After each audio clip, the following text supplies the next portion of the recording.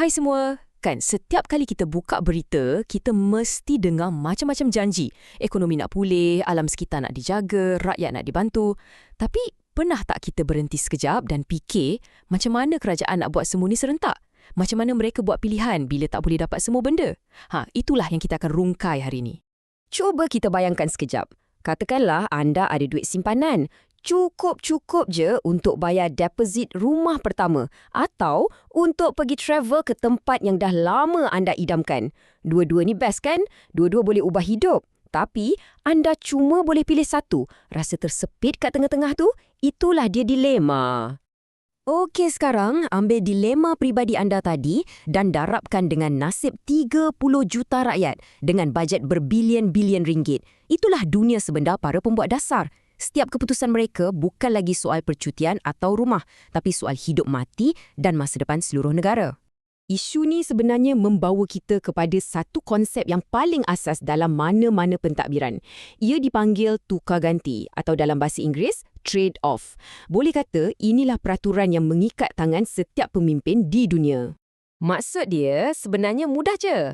Untuk dapatkan sesuatu, anda mesti lepaskan sesuatu yang lain. Ia bukan soal pilihan baik lawan buruk. Selalunya, ia adalah pilihan antara satu benda baik lawan satu lagi benda baik yang lain. Dan ini semua jadi disebabkan satu sebab yang sangat-sangat simple. Realitinya, poket kerajaan ni bukannya tak ada had. Duit, masa, kepakaran, semuanya terhad. Jadi, bila ada kumpulan yang nak lebih banyak hospital dan pada masa yang sama ada kumpulan lain yang nak lebuh raya baru, kerajaan tak boleh penuhi semua. Mereka terpaksa buat pilihan yang sukar.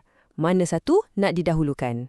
Okey, cukuplah dengan teori. Jom kita tengok macam mana pertarungan idea ni betul-betul berlaku dalam dunia kita. Ini adalah 3 dilema klasik yang sentiasa menghantui mana-mana kerajaan. Ini dia pertarungan yang paling epik. Di satu sudut, kita ada keperluan untuk pekerjaan dan kemakmuran. Dan di sudut yang lain, kita ada tanggungjawab untuk jaga planet kita ni. Bayangkan ada satu lembah yang subur. Satu pihak nak bina kilang kat situ. Ini bermakna beratus-ratus peluang pekerjaan, kedai-kedai kecil sekeliling akan hidup, ekonomi setempat akan rancak.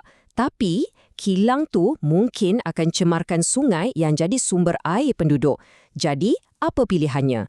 Pekerjaan hari ini dengan risiko kesihatan jangka panjang atau udara dan air yang bersih tapi dengan pertumbuhan ekonomi yang lebih perlahan? Susah kan? Okey, sekarang kita beralih ke isu yang memang dekat dengan poket kita semua. Bantuan kerajaan lawan kesihatan kewangan negara. Bila harga barang naik, memang kuatlah desakan supaya kerajaan bagi subsidi minyak, gula dan makanan. Benda ni memang bantu ringankan beban kita hari ni. Tapi duit untuk subsidi tu kena datang dari mana? Selalunya dari pinjaman yang akan tambah lagi hutang negara.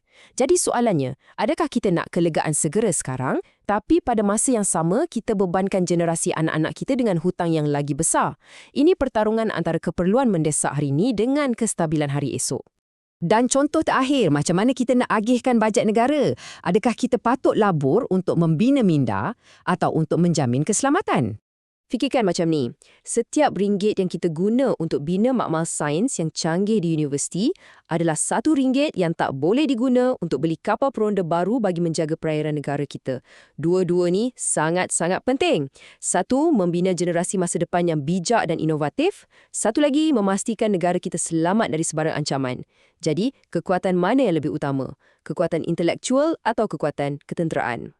Petikan ni memang tepat merumuskan segalanya. Inilah intipati sebuah tukar ganti. Ia bukan bermakna kita abaikan satu perkara itu terus. Tak. Ia bermakna kita tak boleh dapat 100% yang terbaik daripada kedua-dua dunia serentak. Setiap pelaburan dalam satu bidang, secara automatik, ada kos yang terpaksa dilepaskan dalam bidang yang lain. Mungkin ada yang tengah fikir, okey, ini semua isu-isu besar peringkat menteri, apa kena mengena dengan aku? Sebenarnya, kesannya sampai terus ke depan pintu rumah kita. Rantaian dia macam ni. Katalah kerajaan pilih untuk utamakan ekonomi berbanding alam sekitar. Hasilnya, sebuah kilang baru dibina dekat kawasan perumahan anda. Kesannya, anda mungkin dapat kerja, tapi kualiti udara mungkin makin teruk. Contoh lain, kerajaan pilih untuk kurangkan subsidi. Hasilnya, hutang negara lebih terkawal. Kesannya, harga petrol yang anda isi setiap minggu tu naik. Setiap tukar ganti di peringkat atasan pasti akan tinggalkan jejak dalam hidup kita semua. Jadi, apa intipati yang kita perlu ingat? Pertama, tiada dasar yang percuma. Setiap satu ada harga pengorbanannya. Kedua, kita kena lupakan idea tentang wujudnya penyelesaian yang sempurna sebab ia memang tak wujud. Dan yang paling penting, bila anda faham konsep ni, anda akan mula nampak berita bukan lagi sebagai hitam dan putih, tapi sebagai satu siri pilihan sukar yang sentiasa berubah-ubah. Jadi, saya nak tinggalkan anda dengan soalan ini. Kalau kuasa itu ada di tangan anda, dengan sumber yang terhad, nilai apakah yang akan jadi panduan anda? Adakah kemakmuran ekonomi sekarang, kesihatan planet untuk jangka masa panjang, kelegaan segera untuk rakyat, ataupun kestabilan kewangan untuk generasi akan datang? Pilihan itu memang tak pernah mudah.